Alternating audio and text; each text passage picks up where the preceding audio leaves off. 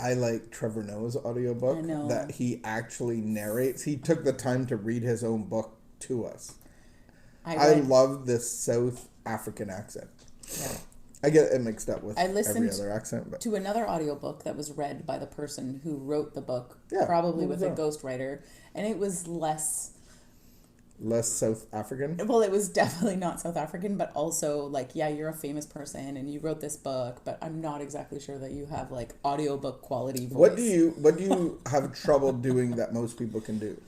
What do I have trouble doing that most people can do no problem? For example, our son Jordan, what does he struggle doing that most people can do? He can do math like that. I can't do that. But he can't whistle. Oh, he can't whistle. I can. I know.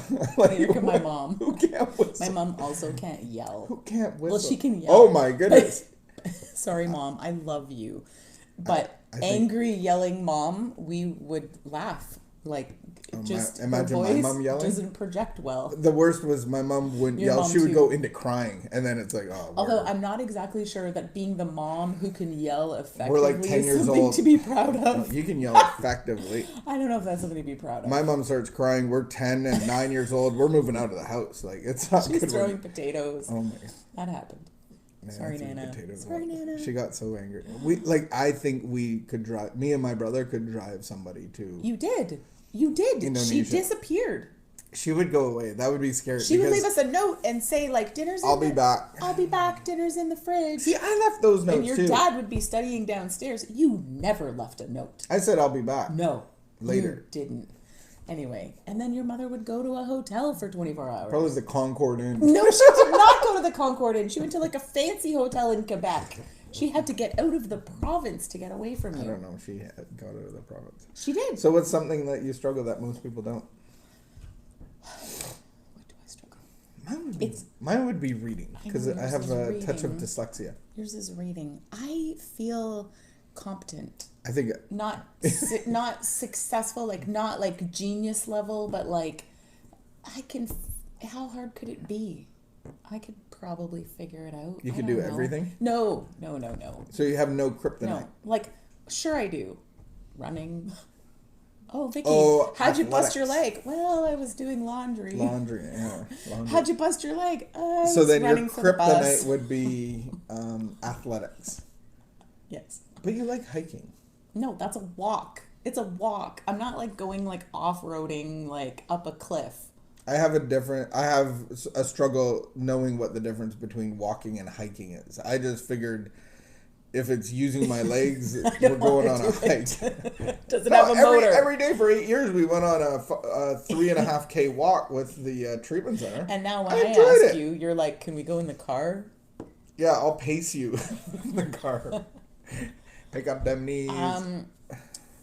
There's things that I struggle with, but I can't think of them right now. I can't think of any either. That I struggle for me? Oh, see, I can muddle through life, no problem. You can muddle. I'll just muddle through. Mediocre I'll be all right. Low base. Just muddle through. I guess your eyesight. But that's my eyesight. Yeah, like it's been and it's been stabilized, and now. I don't think you have any weak points. Oh, that's such a. Maybe me. I'm your weak point. There's a podcast that I was listening to, and she had a guest. You could have said something. No, I'm skipping over that. Okay. Her friend put out a book called Lazy Genius, and I was like, yeah, that resonates. Like, I don't actually even feel like I need to read your book because I just intuitively get what you're going to talk about. Pride Friday. Stop it! No, I just don't want to buy the book. They summarized it on the podcast, and actually I was like, oh, there's some helpful tips there. Actually, one of the helpful tips. So she talks about how, like, so Lazy Genius is the book. How can you make your life, like, simplify your life so that you can be even more effective? And she's like, there's some decisions that you can just make once. Like, if you struggle with making decisions and you're not, making decisions is hard, just make the decision once. Like eating, so this woman cooking. has however many children, 3 or 4 kids, and she has just decided, this is what I'm going to give as a teacher gift. And then it went on sale, and she bought 20. that's what they get for teacher gift. She's like, it's a really good gift. I just bought, that's what they're getting. And then I don't have to think about it every year. I just know what I'm getting, and it's in my house. Okay, don't go and buy 20 of anything. No. Please. It's just an example. I don't have to give teacher gifts. But for example... And you know what stresses me out? Sometimes you buy things... Tinfoil. No. Tinfoil is absolutely ridiculous. Somebody listening is going to know it's like the biggest about the Costco tinfoil. Thing of tinfoil that's and just they're going to be ridiculous. like, of course she bought the Costco tinfoil. We're going to have tinfoil for 14 years. It's dumb. Oh... You're not dumb. No, that tinfoil... Some of the purchases you buy at Costco, it's just ridiculous. Somebody listening is going to know exactly what you're talking about. The tinfoil from Costco. And they're going to be like, yeah, it takes up a drawer and a half. No, it doesn't. It fits right where all of our other things go. In the book... I use a magazine folder to keep all of those rolls of things in the cupboard. All of the... You do. That's a lazy genius. It keeps them all tidy. No, I made it up. I didn't even have Pinterest. I've been doing that longer than Pinterest. I made it up. Okay, I feel that I need... Can you just acknowledge that I made that up? You're such a genius. Along with the hooks that are in my cupboard to hang my measuring cups and my measuring spoons from. That is also genius. I don't know what you're talking about. We have no drawer space. And my measuring cups, the red ones, and the measuring spoons... Those are like the sticky things. Sticky hooks. Yeah. You didn't make those up. Everybody knows about them. I put my measuring spoons on in the cupboard. Everybody knows about the sticky hooks. Also, taping... Did you just take ownership of making sticky hooks? No, of using the sticky hooks to hang my measuring cups in the cupboard. Also, I'm sure. My other genius is my favorite recipes are taped to the inside of a cupboard. I've only met one other person who does that. Just Google them. Can you just give me a nod? Give me a nod. It wasn't Google when I started doing that. You're going away from the nod. I'm just going to get rid of all the boxes of batteries, which usually has tape in it, but we're out right now. Batteries, and then the other box that has like gift cards. How many coffees do you take? I'm half done my coffee. I know. But this is one of my favorite topics. That I go back to the fact that tinfoil fits like right beside the magazine holder. Grasshoppers. And there's a baseball game that's happening. That tinfoil fits right beside the magazine holder. Why are you touching my beard all the time? It's really because I'm excited. That's how I can get your attention. Stop. The tinfoil fits right beside the magazine holder that holds the saran wrap and the sandwich bags. Is it a magazine holder or a file holder? They call them magazine holders. Okay. All right. Fine. Valuing this moment. Wow. I need to value this moment. I just need to breathe. I'm going to value this moment. I think I like talking about things that I'm good at. Or like so that's everything. Tidbits. So no, I'm not good at everything. I'm just not super terrible at anything. Probably I am super terrible at many things. I just can't think of it. Sports is definitely one of them. Imagine running, volleyball. Oh my goodness. No. We're going to have a volleyball tournament. One time my parents put me in baseball, like softball when I was little. Of course I got a ball in the face. Of course I did. I bet you did. Of course I did. Sprained my knee playing soccer in gym class. I got exempt from gym for the rest of my high school career. Okay, so athletics is your... kryptonite? Valuing this moment... Say kryptonite, because that makes me like we've Superman. Used all the time. If you say sports is my kryptonite, that means I'm like Superman. Can you just say it? You're a super person. Thank you. Detachment involves present moment living in the here and now. We allow life to happen instead of forcing and trying to control it. We relinquish regret over the past and fears about the future, and we make the most of each day. This moment, we are right where we need to be, right where we are meant to be. Oh yeah, this started because you were talking about what a great reader I am. Now I feel embarrassed. How often we waste our time and energy wishing we were someone else, were doing something else, or were someplace else. We may wish our present circumstances were different. We needlessly confuse ourselves and divert our energy by thinking that our present moment is a mistake. But we are right where we need to be for now. Our feelings, thoughts, circumstances, challenges, tasks, all of it is on schedule. We spoil the beauty of the moment of the present moment by wishing for something else. Come back home to yourself. Come back home to the present moment. We will not change things by escaping or leaving the moment. We will change things by surrendering to and accepting the moment. Some moments are easier to accept than others. To trust the process, to trust all of it, without hanging on to the past or peering too far into the future, requires a great deal of faith.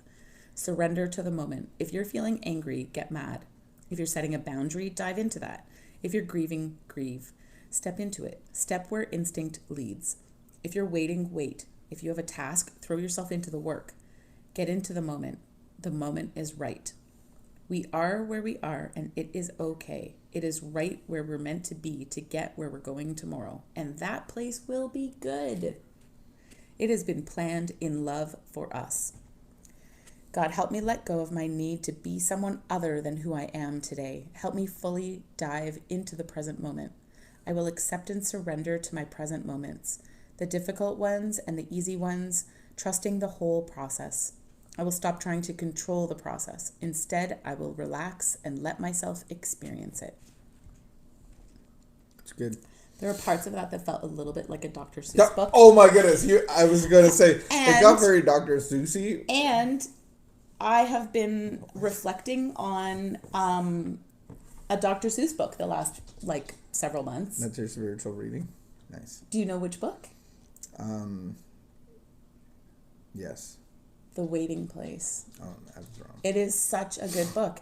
The Waiting Place by Dr. Seuss talks about how, zoom, zoom, and life, and da-da-da-da-da, and then sometimes, it talks about how sometimes life is like this, and sometimes life is like that, and sometimes life is very sad. And then sometimes we're in the waiting place. Mm. And it's like the little Dr. Seuss's, and they're waiting for something to happen. And I feel like that is the time that I entered. And actually last night when we were in the meeting, I was like, oh, I want to go pull out the Dr. Seuss book and read it again. Because I posted about that at the beginning of COVID because I thought it was kind of funny that we're all in the waiting place. And it's kind of it's like a sort of gloomy picture, but not really. You're it's not a terrible place to be in, the waiting place. But for some of us, it can be a really hard place to be in. Mm-hmm. Unless we embrace it. We're in the waiting place. I think COVID brought out a lot of people in the waiting place, and either they can go into a time of awakening and healing, or things get worse. I had an interesting Sunday morning. I was scrolling Facebook Sunday. It was noon or whatever, and I hadn't looked at Facebook yet that day, or I haven't been spending that much time on it. And as I scrolled, every post was something amazing. One girl that I used to work with, she posted before and after pictures. She's lost 20 pounds and got really fit the last little while. And I know she deals with some mental health stuff. Somebody else posted about their recovery. Somebody else posted about getting married. They're also in recovery. It was just post after post. There was a whole bunch of them.